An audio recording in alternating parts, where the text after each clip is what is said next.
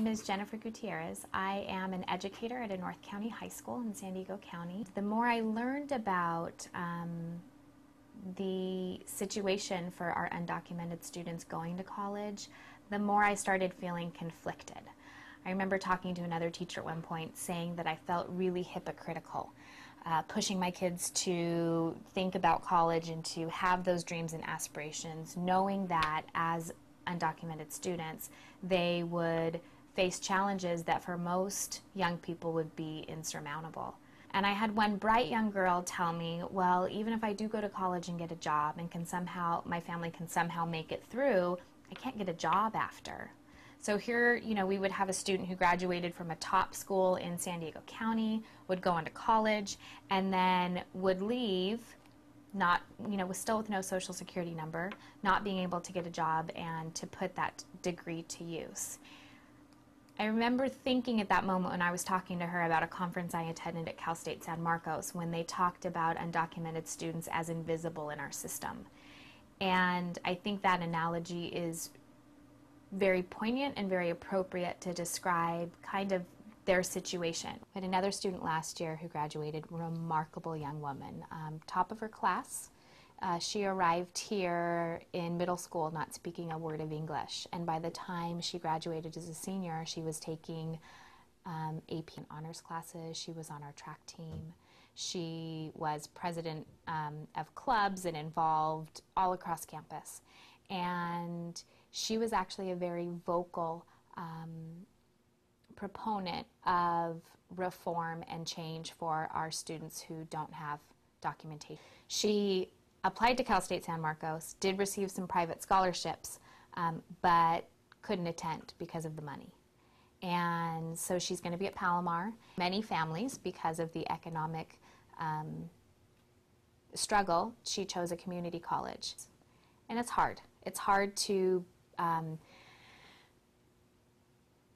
push that dream of university when you know that some of your students, it seems to be an unattainable goal because of the issue of money, because of the passage of the California Dream Act. And it's not quite the full scale change in policy nationally that I think a lot of us were hoping for, but it does give those students opportunities to apply for state aid, which is huge. It's interesting to think about what these kids have gone through already because they didn't ask to be brought to this country when they were children. So these kids have done everything that they've ever been asked to do. And I don't feel like I have much to offer them other than some guidance and some support and kind of steering them in that direction. But as a community, I don't think we're offering them what they deserve, what they've worked hard for. I don't teach English. I don't teach English language development. I teach children. The content area is secondary. And when I have students come through my door, I think about, the other role that I have in my life, and that's of mother. And when I meet some of these parents who I know, brought their kids when they were young illegally, I don't see law-breaking individuals. I see parents that love their kids and want to offer them a better life, like I would do for my own children. I would pack my kids up and sneak them anywhere if I thought that it could give them a better life. Doesn't mean I'm a bad person, just like it doesn't mean that these families are trying to cheat or steal or anything else. They want better lives for their families, like all parents do. And when you meet these families and you talk to these students, they're not this invisible, undocumented person anymore.